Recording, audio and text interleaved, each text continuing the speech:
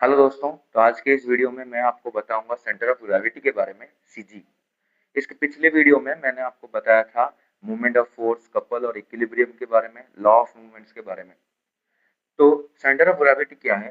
The centre of gravity of a body is a point about which the algebraic sum of moments of weights of all particles of the body is zero। यहाँ पे of the body नहीं लिखा है, एक second रुकिए।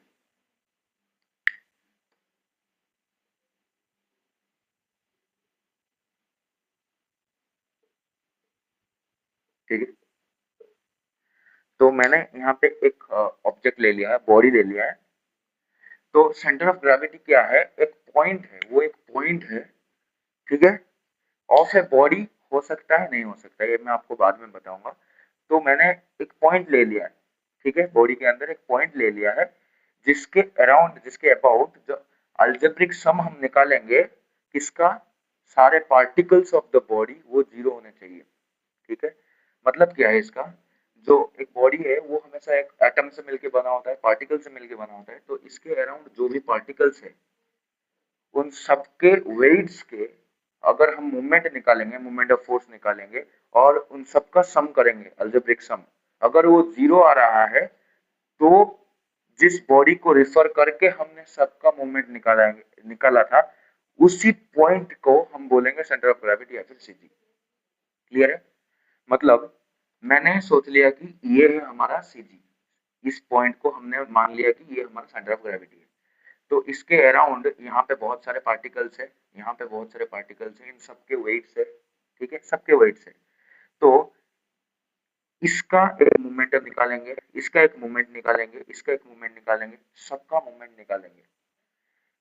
इस point के इस साइड जो भी पार्टिकल्स है, ये ये कैसे डायरेक्शन में ट्रैवल करेंगे? अगर हमने इसको फोर्स दिया तो, अगर मैंने इसको ऐसे फोर्स दिया तो ये कौन सा डायरेक्शन में घूमेगा? ऐसे फोर्स दिया, राइट, ऐसे घूमेगा, एंटी क्लॉकवाइज घूमेगा, राइट।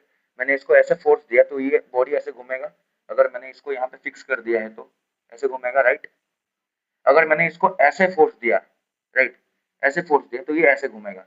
तो यहाँ पे क्लॉकवाइज, और क्लॉकवाइज हमेशा होता है नेगेटिव, एंटी क्लॉकवाइज हमेशा होता है पॉजिटिव, राइट। तो सारे इसके मूवमेंट्स निकालेंगे तो इसका आंसर नेगेटिव में आएगा टोटल, इसका आंसर पॉजिटिव में आएगा।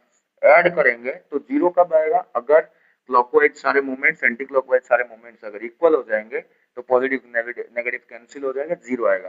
तभी हम जिस पॉइंट को रिफर करके सारे पार्टिकल्स के हमने मूवमेंट निकाले थे, तब वो पॉइंट होगा हमारा सेंटर ऑफ ग्रेविटी।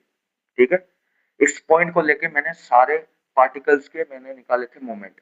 तो इसी पॉइंट को हम सेंटर ऑफ ग्रेविटी मानेंगे अगर इन सारे पार्टिकल्स के मोमेंट जीरो आते हैं, सम उसका जीरो आता है तो। ठीक है, क्लियर हो गया कि सेंटर ऑफ ग्रेविटी सिर्फ एक पॉइंट है जिसके अराउंड सारे algebraic sum of all the weights of all the particles, moments of weights of all the particles is zero। ठीक है, तो इस पॉइंट को हमने दे दिया नाम है इसका सीजी। ये बात हमारा क्लियर हो गया है। ठीक है, तो कुछ हमारे जो रेगुलर ऑब्जेक्ट्स है उनके हमको सीजी हमको पता होते हैं, हमने ऑलरेडी कैलकुलेट करे होते हैं या फिर हमको पता है वो। जैसे कि एक सर्किल हो गया, ठीक है, इसका जो सीजी होता है ये हमेशा सेंटर में होता है, ज्योमेट्रिक सेंटर। ठीक है, उसी तरह एक स्फीयर भी हो गया, उसका भी ज्योमेट्रिक सेंटर ही होगा। ठीक है, जैसे स्फीयर हो गया तो इसके बीच में जो पॉइंट है, ये वाला पॉइंट, ठीक है, 3D में है, इसके अंदर जो पॉइंट है वो होगा इसका सेंटर ऑफ ग्रेविटी। ठीक है, और सेंटर ऑफ ग्रेविटी क्या होता है? उस पॉइंट पे, इसी पॉइंट पे बॉडी क्या होता है?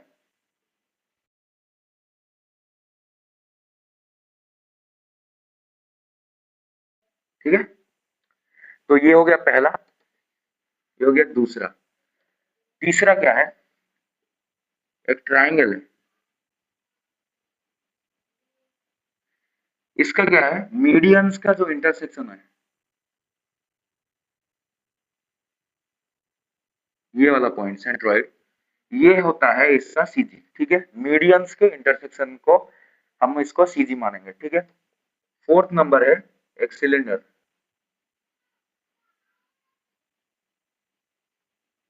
सिलेंडर का क्या है, सिलेंडर का जो एक्सिस है, अगर मैंने मान लिया कि ये एक सिलेंडर है, तो इसके जो बीच में ऐसा है ना, अगर इसमें मैंने एक लाइन घुसाया, ठीक है, बीच में पूरा, वो होगा इसका एक्सिस, पूरा बीच वाला जो लाइन है, ठीक है।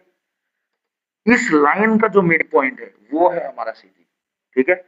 इसके अंदर पूरा सेंटर में मैंने एक रॉड या फिर एक लाइन हमने मतलब इंसर्ट किया, तो उस लाइन का जो मिड पॉइंट होगा, इतने लेंथ का हमने लाइन लिया, उसका मिड पॉइंट है हमारा सीधी। और लाइन का हमेशा या फिर कोई भी रॉड का मिड पॉइंट होता है उसका मिड पॉइंट ही, ठीक है। और एक है हमारा कोन।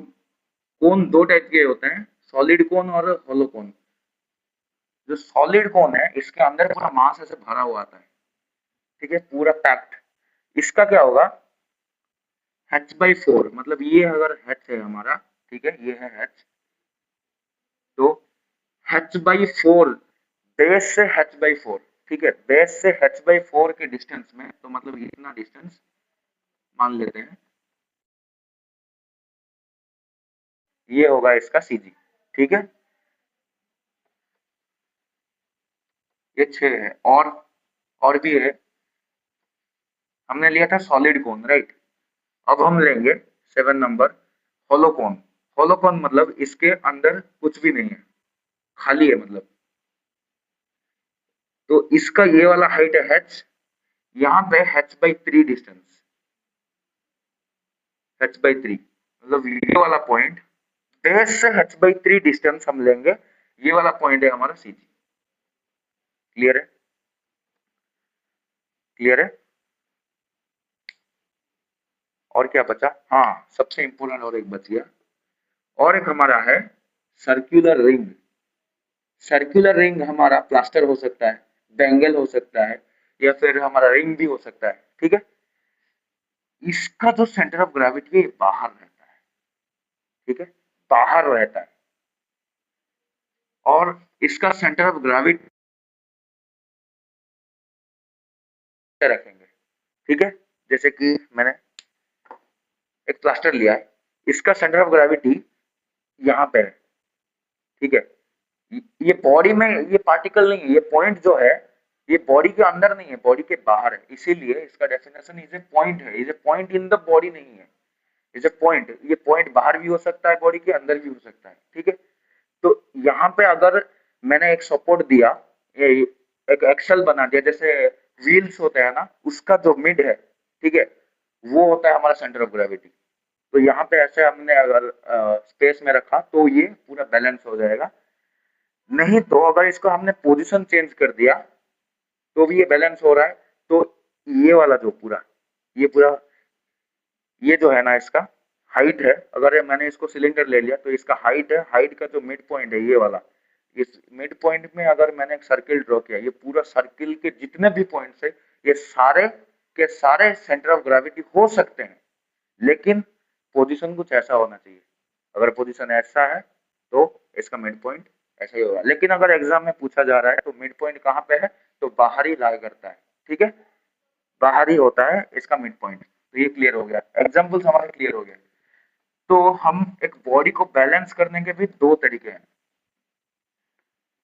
हाँ, और ये हमारा जो नॉर्मल सिलेंडर, ठीक है, सिलेंडर तो नहीं बोल सकते, हाँ इसका हाइट बहुत कम है। तो अगर मैंने इतने लेंथ का एक लाइन लिया, तो यहाँ से मैंने पास किया, ठीक है, तो उसका बीच वाला पॉइंट होगा।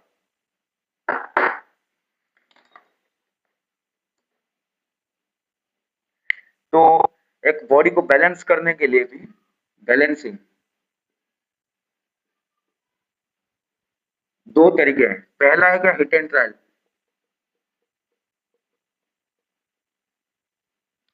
जैसे कि कोई भी इरेगुलर ऑब्जेक्ट है, इसको मेरे को बैलेंस करना है, तो मैं पहले ऐसे करूंगा, रह रहा है क्या, उसके बाद में गिर रहा है, तो और अच्छे से करूंगा, और अच्छे से, और अच्छे से, और अच्छे से, बैलेंस्ड, ठीक है, बैलेंस्ड हो गया।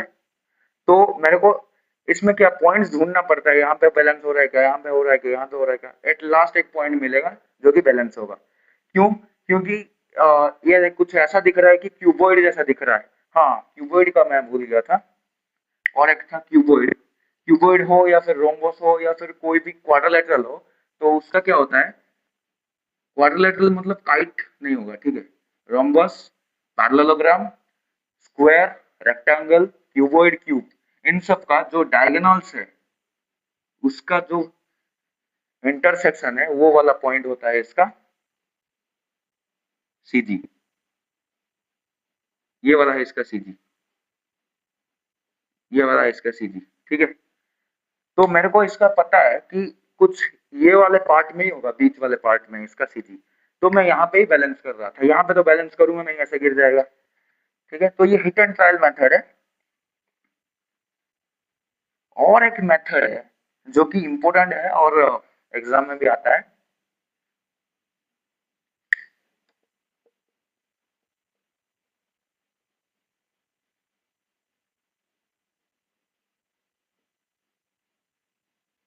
Plumb line method. Plumb line method मतलब क्या, मैं आपको करके दिखाता हूँ। मतलब इसका तो मेरे को पता है, ये बहुत ही, ये आप अगर देखेंगे इसका थिकनेस है, हाइट और लेंथ ब्रेथ सब कुछ है। मतलब ये क्या है, क्यूबॉइड है। क्यूबॉइड अगर है तो इसका सेंटर ऑफ ग्रेविटी होगा कहीं यहाँ पे बीच में, कुछ पेजेस के अंदर, ये वाला पॉइंट में कुछ होगा इसका सेंटर ऑफ ग्रेविटी। तो ठीक है, तो अगर मेरे को बैलेंस करना है तो मैं जानता हूँ कि कुछ ऐसा ही बैलेंस हो जाएगा, ठीक है। अभी के लिए सोचते हैं कि इसका हमका जो सेंटर ऑफ ग्रेविटी हमको पता नहीं है, इसको हमको मालूम करना है, या फिर कोई भी इरेगुलर ऑब्जेक्ट हो उसका अगर मेरे को पता करना है कि कौन सा है उसका सेंटर ऑफ ग्रेविटी, कौन सा पॉइंट है, तो हम ऐसे पता कर सकते हैं। इस बॉडी पे कहीं पे भी 3-4 होल्स करना है, ठीक है, ठीक है, होल्स करना है और उसको डेड हैंग कराना है, ठीक है। एक थ्रेड से ऐसे बस हैंग कराना है। तो मैंने किया, यहाँ पे एक होल, यहाँ पे, यहाँ पे, यहाँ पे मैंने कर लिया, चारों कॉर्नर्स पे मैंने होल कर दिया है, 1 2 3 4। तो यहाँ पे मैं एक थ्रेड बांधूंगा और ऐसे में झुलाऊंगा, तो कुछ ऐसा रहेगा, ठीक है। तो जैसे रह रहा है ना, उस थ्रेड के डायरेक्शन में मैं यहाँ पे लाइन लाइन ड्रॉ करूंगा, कुछ ऐसे ऐसे, ठीक है। कुछ सीधा सा लाइन एक आएगा, इस लाइन को हम बोलेंगे प्लम्ब लाइन, ठीक है, प्लम्ब लाइन। इसका नाम है प्लम्ब लाइन, ठीक है। कुछ मैंने ऐसे इसको हैंग किया, जो लाइन आया उसको बोलते हैं प्लम्ब लाइन। ऐसे हैंग किया, जो लाइन आया प्लम्ब लाइन, जो लाइन आया प्लम्ब लाइन। तो कुछ लाइन से आपने नोटिस किए, कुछ ऐसे आ रहे हैं, यहाँ से हैंग किया तो ऐसे, यहाँ से तो ऐसे, यहाँ से तो ऐसे, उल्टा भी करूंगा तो सेम ही आएगा। तो सबको मिला के इंटरसेक्शन कहाँ पे हो रहा है, यहाँ पे हो रहा है बीच में, ठीक है। तो पता लग गया इसका सेंटर ऑफ ग्रेविटी कहाँ पे है। तो कोई भी इरेगुलर ऑब्जेक्ट है, कोई भी इरेगुलर ऑब्जेक्ट है, ठीक है, इसमें मैं क्या करूंगा, बस 3-4 होल्स करूंगा। पहले कुछ मैं ऐसे झुलाऊंगा, तो कुछ ऐसे आएगा। उसके बाद उसको घुमाऊंगा और उसी ऑब्जेक्ट को कुछ मैं ऐसे हिलाऊंगा, ऐसे ऐसे झुलाऊंगा, तो कुछ ये ऐसे आएगा और ये ऐसे। तो यहाँ पे इसका सीधी लाई करता है।